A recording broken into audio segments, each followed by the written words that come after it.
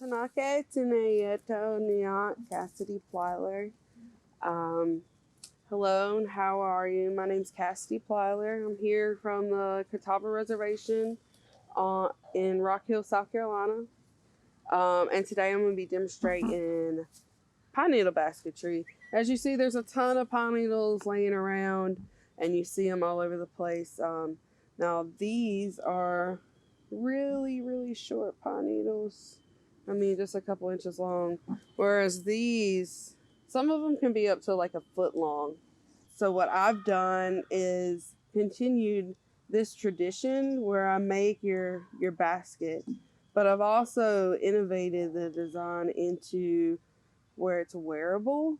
So we have jewelry where it's like bracelets is what I've done. I mean, beautiful necklaces, just pendants, and I make little tiny baskets because I just think they're adorable. So there's two different ways to start these. I don't know if you can see inside the center of these. Now this one, you see there's a thick spot of string in there. So what we do would take the ends here, and you would take your string and just wrap it, and then you fold it and you start sewing around that, just a basic stitch. Whereas this one, you don't see the string built up in the middle. It's a different method where you actually just start with your pine needles, and you'll want to take the ends off and make sure they're clean. And you'll actually start and just spin them in your hands, hold it tight, as tight as you can, and then you start sewing from there. It's a little more difficult because you have to try to keep it from slipping. But it keeps a more cleaner look if you don't want that big spot in the center. I like both, but you can always cover it up like I have here with the medallions or a stone. Honestly, I think if you can make friendship bracelets, if you know how to do basic stitches, anybody can really do this. Like the pottery tradition, that's something Catawbas are really known for. I've dabbled in that some, and I can't get the hang of it in certain aspects. But this, I just picked up like I've been doing it my entire life. So what I'm going to do is this method. Most people pull off the little ends, and they don't like the way they stick out. Like you see, it's just kind of flush on this one, flush edges. This one, you have a little bit of decoration where you can actually see, oh wow, it's pine needles sticking out of there. I think it looks cool. My director, she actually doesn't like this style. She says it looks a little unfinished, but I think it looks really neat like that. I think it comes down to personal opinion. That's what the whole thing of culture is. This is something that has been passed down, but it changes. It's always transitioning.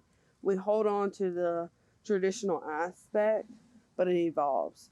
And that is something about culture is not stagnant. So one of the reasons that traditions like this, like I was saying, these had got lost and we revitalized it is one, because of the lack of the trees, the access to that, and two is the lack of knowledge being passed down.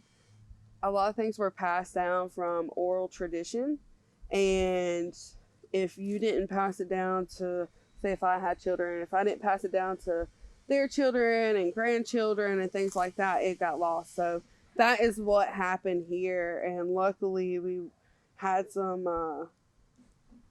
neighboring tribes and such assist in revitalizing this art. I also am very involved in traditional drumming and dancing. I've been doing that since I was about 2 years old. And at the time, I was one of the youngest dancers, and then I was taught by one of the eldest, Ms. Evelyn George. I was an ambassador for the tribe.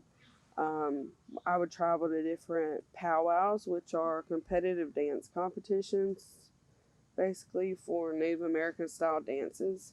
So after a certain time, to kind of get attention to the Native American community, we would share our different traditional dances with other tribes from all over. So that I could go all the way out to, I would say, Albuquerque, New Mexico. If there was a powwow there, I could sign up in a competition and dance and know the same dance as they do. Where at the same time, they also have specific dances to their tribe. You see, whereas this kind of resembles, what would you see in nature that kind of looks like this? A bird's nest, right? So nature inspired us as a people to do different things, and we took the bird's nest idea and created something where we could store different things. Whereas, like, dancing and drumming is also influenced by nature. So one of the most memorable dances is the wild goose dance. And what we actually do is it represents the migrational patterns and hunting of wild geese.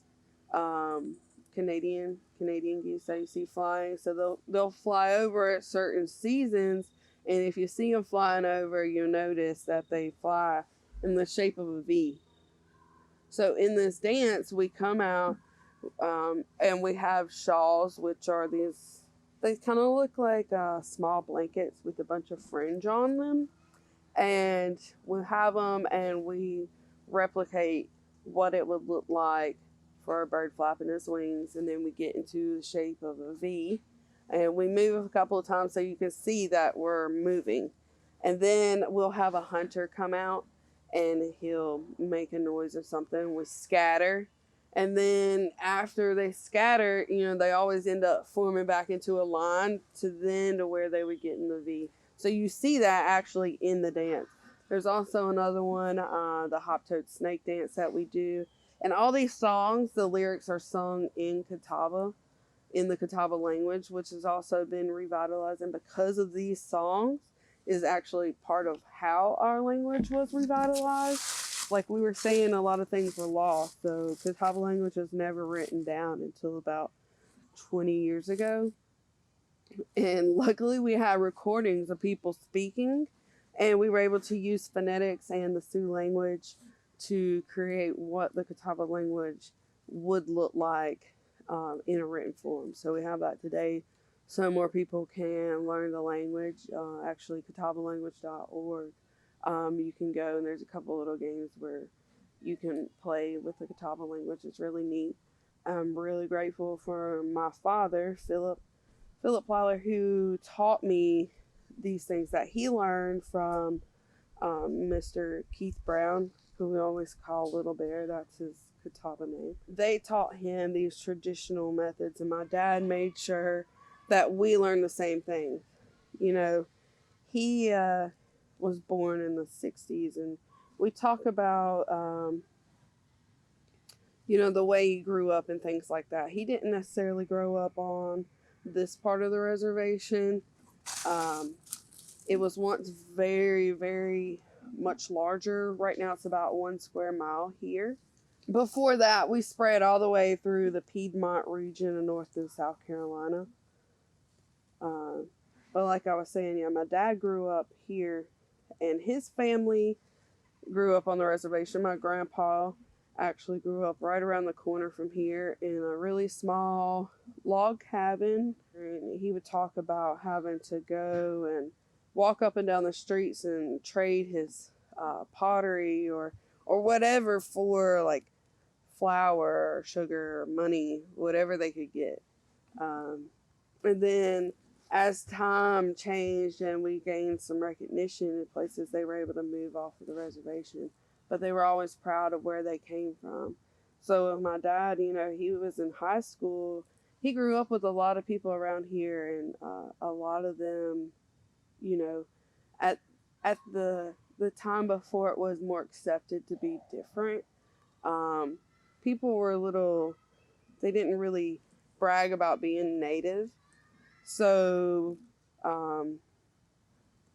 after a while, he found out there was more Catawba people that he had grew up with than that had really known. And that's because their parents really didn't stress the cultural importance. And that's another thing, we need to focus on the living history too, because honestly, I've met Native people and they don't think Native Americans exist anymore. And that's a sad thing, and they're not a thing of the past. We're still here. We're still growing. I dress in normal clothes. I don't live in a log house. I don't live in a bark house, just like out west. They don't still live in teepees and things like that. Some of them may choose to, but they still have more modern aspects to it than what they would a long time ago. And that's a thing that I think the history books really need to change and focus on, is that we are still here and thriving, and we've adapted. That's why it's always been, this is important to me. Yeah, it's nice to just say, hey, I'm Catawba. But I think it's also important to know, hey, I'm Catawba and I can make a pine needle basket. Hey, I'm Catawba and I know how to make pottery. Or, hey, I'm Catawba and I can speak some of the language. There's actually quite a few children or younger generations that can speak. I'm not that old myself. I'm still under 30. But there's younger people than me that can speak more because they've had more exposure to the language where they incorporate it into the child care services we have here. The Catawbas, we don't have a word for goodbye in our language. There's not a word for it because we believe that goodbyes were forever.